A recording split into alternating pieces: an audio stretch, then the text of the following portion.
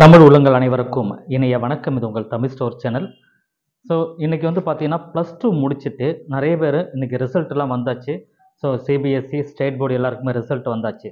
So நிறைய பேர் நமக்கு ஒரு பக்கம் இன்ஜினியரிங்க்கு அட்மிஷனுக்கு அப்ளை பண்ணியிருப்பீங்க, இன்னொரு பக்கம் வந்து மெடிக்கல் அதாவது நீட் எக்ஸாம் அப்ளை பண்ணிவிட்டு வெயிட் பண்ணிட்டுருப்பீங்க ரிசல்ட்டுக்காக.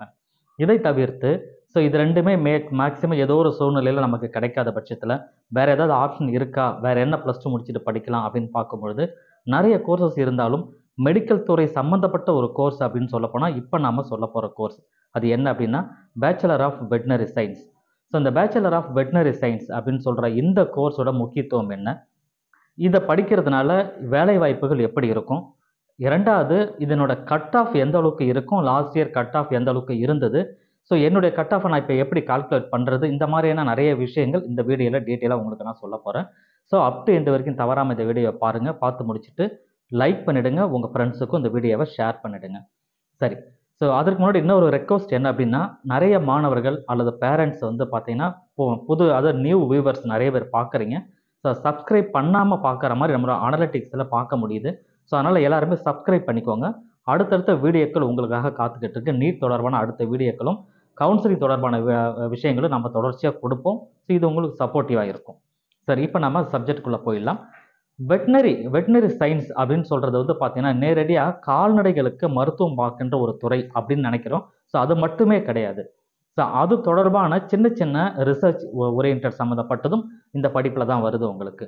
ஸோ அதனால் இந்த பேச்சுலர் ஆஃப் வெட்டினரி சயின்ஸ் தான் நேரடியாக வந்து நம்ம கால்நடைகளுக்கு மருத்துவம் பார்க்குற ஒரு டாக்டர் அப்படின்னு முத்திரை கொடுத்தாம, ஸோ பொதுவாக அது தொடர்பான அனைத்து விஷயங்களையும் எதனால் இது அந்த அந்த விலங்கு வந்து நோய்வாய்ப்பட்டிருக்கின்ற ஆராய்ச்சி பண்ணுறதுலேருந்து இந்த மாதிரி சின்ன சின்ன ஒர்க்கில் வந்து சேர்ந்து தான் வந்து பார்க்குற மாதிரி இருக்கும் இந்த மருத்துவத்துறையில். ஸோ இதில் வந்து நீங்கள் படிக்கணும்னு ஆசைப்பட்றீங்கன்னா நீட் எக்ஸாம் இதுக்கு தேவையா அப்படின்னா நிச்சயமாக இது தேவையில்லை. ஸோ நீட் எக்ஸாம் அப்படின்றது கண்டிப்பாக இதில் தேவையில்லை.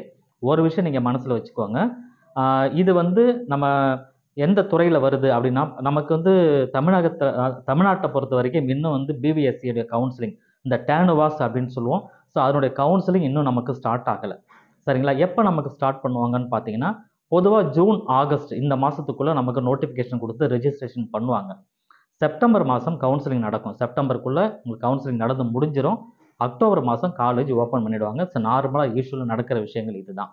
சரிங்களா? அப்படி அவங்க அப்ளிகேஷன் ஓப்பன் ஆகும்போது நீங்கள் ரெஜிஸ்டர் பண்ணணும்.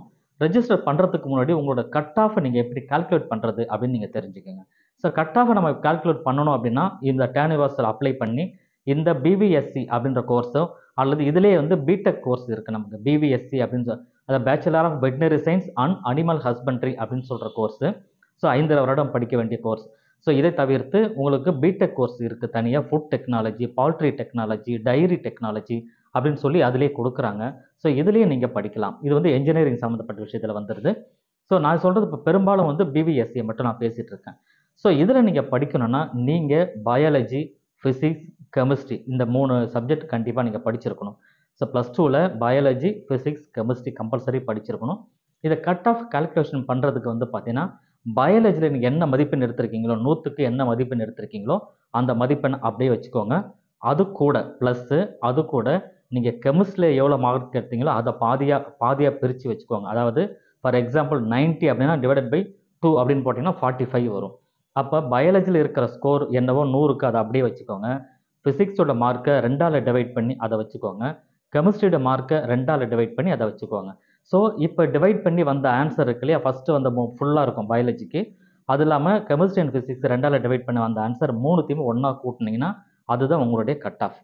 சரிங்களா? பாட்னி ஜுவாலஜிக்கு படித்த மாணவர்களாக இருந்தீங்கன்னா அந்த மார்க் எதுவுமே நீங்கள் முழுசாக வைக்கக்கூடாது.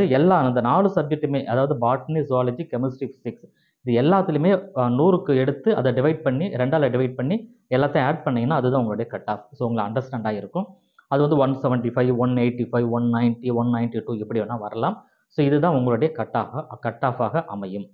சரிங்களா? அப்போது இந்த மாதிரி கால்குலேட் பண்ணி பார்த்துக்கோங்க. இப்போ நீங்கள் +2 எழுதியாச்சு, மார்க்லாம் உங்களுக்கு மேக்ஸிமம் தெரிய வரும். ஸோ தெரிய வந்ததுக்கப்புறம் உங்களுடைய கட் ஆஃப் எவ்வளோன்றதை நீங்கள் பார்த்து செக் பண்ணிக்கோங்க. பண்ணிவிட்டு அப்போ இந்த கட் ஆஃப்குள்ளே இருக்குது அப்படின்னா உங்களுக்கு நம்ம அப்ளை பண்ணுறதுக்கு இது ஒரு வாய்ப்பாகவும் உங்களுக்கு அமையும். சரியா? இது வந்து ஒரு விஷயம். சரி, இதில் நம்பர் ஆஃப் சீட் அப்படின்னு சொல்லி பார்க்கும்போது கிட்டத்தட்ட ஒரு 600, கிட்டத்தட்ட 580 to 600 சீட்டு கிட்ட இதில் வரும் ஓவராலாக.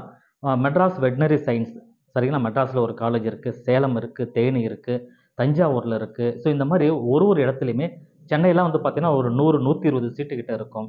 அதே போல் வந்து இன்னும் இன்னும் சில இடங்களில் 100 சீட் இருக்குது, ஒரு சில இடங்களில் 80 சீட்டு, 40 சீட்டு இந்த மாதிரி இருக்கும்.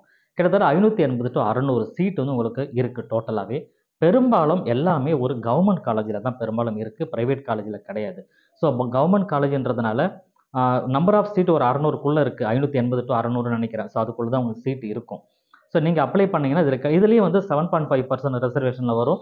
அப்படிலாம் வந்தீங்கன்னா உங்களுக்கு ஃபீஸ் இன்னுமே குறையும். கவர்மெண்ட்லேயும் நீங்கள் ஃபீஸ் கட்டுற மாதிரி தான் இருக்கும், ஆனாலும் குறைவான ஃபீஸ் இருக்கும். அந்த ஃபீஸே கூட 7.5%ல் வர மாணவர்களுக்கு கிடையாது, சரிங்களா. இந்த மாதிரி விஷயங்கள் இருக்குது. அதனால் தைரியமாக நீங்கள் அப்ளை பண்ணுங்கள். அப்ளை பண்ணிங்கன்னா நீங்கள் ஜாப் உங்களுக்கு கிடைக்கும் பொழுது, நீங்கள் ஹாஸ்பிட்டல், வெட்டினரி ஹாஸ்பிட்டல் போய் ஒரு டாக்டராக ஒர்க் பண்ணாலும் சரி, அல்லது நீங்கள் தனியாக கிளினிக் வச்சாலும் சரி, அல்லது ஒரு கிராமத்தில் போயிட்டு ஒரு சர்வீஸாக நீங்கள் வந்து அங்கே இருக்கிற கால்நடைகளுக்கு சர்வீஸ் பண்ணுறீங்கன்னு சொன்னால் அதில் ஒரு ஏர்னிங் வந்து உங்களுக்கு கிடைக்கும்.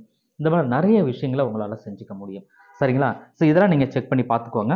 ஸோ இப்போ வந்து பார்த்தீங்கன்னா நம்ம லாஸ்ட் இயர் கட் ஆஃப் எந்த அளவுக்கு இருந்தது அப்படின்னு நம்ம ஓரளவு தெரிஞ்சுக்கிட்டோம்னா, இந்த கட் ஆஃபை பேஸ் பண்ணி இந்த வருடத்திற்கு +or-2 or 3, +or- அது குறைஞ்சும் வரலாம், அதிகமாகவும் வரலாம். ஆனால் இதுக்குள்ளே இருக்கா அப்படின்னு சொல்லி உங்கள் கட் ஆஃபை நீங்கள் செக் பண்ணி பார்த்துக்கோங்க. ஓசி கேட்டகரிக்கு லாஸ்ட் இயர்லாம் வந்து 198.5, 198.5 கிட்ட முடிஞ்சது. ஸோ பிசி கேட்டகரி 196.2.5 அந்த ரேஞ்ச் இருந்தது.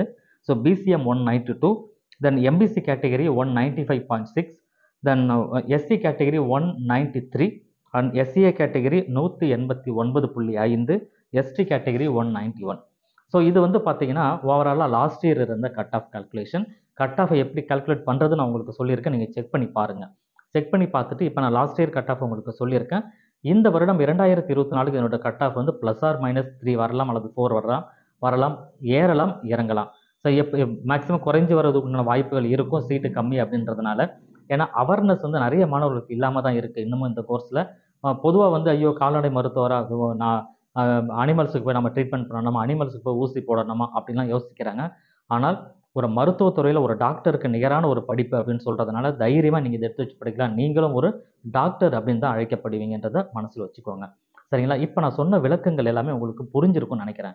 சார் இதை நம்ம எப்படி அப்ளை பண்ணுறது அப்படின்னு சொன்னால் www.tanuvas.ac.in அப்படின்னு சொல்கிற இந்த இணையதள முகவரியில் இப்போ கூட போய் செக் பண்ணி பாருங்கள்.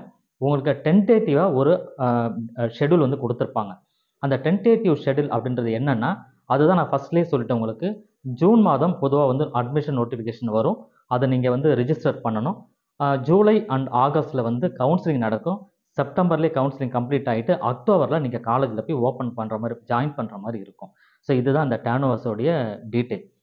ஸோ இதில் நான் ஏற்கனவே சொன்ன மாதிரி நீங்கள் என்ன படிக்கலாம், ஒன்று வந்து பிவிஎஸ்சி, அதாவது பேச்சுலர் ஆஃப் வெட்டினரி சயின்ஸ் படிக்கிறீங்க. கூடவே பால்ட்ரி டெக்னாலஜி, பிடெக்கில் பால்ட்ரி டெக்னாலஜி, அதாவது பால் வளத்துறை, கோழி வளர்ப்பு, இந்த மாதிரி விஷயங்கள், poultry technology, dairy technology, food technology, இதில் விஷயங்கள் நீங்கள் உங்களுக்கு விருப்பப்பட்டால் இதையும் நீங்கள் படிக்கலாம். இந்த டெக்னாலஜி கோர்ஸ் படிக்கணும்னா மேக்ஸ் இருக்கிற மாதிரி பார்த்துக்கோங்க. ஸோ இதுதான் மெயினான விஷயங்கள். வேறு ஏதாவது சந்தேகங்கள் இருந்ததுன்னா கமெண்ட் செக்ஷனில் கமெண்ட் பண்ணுங்கள். தேங்க்யூ ஃபார் வாட்சிங்.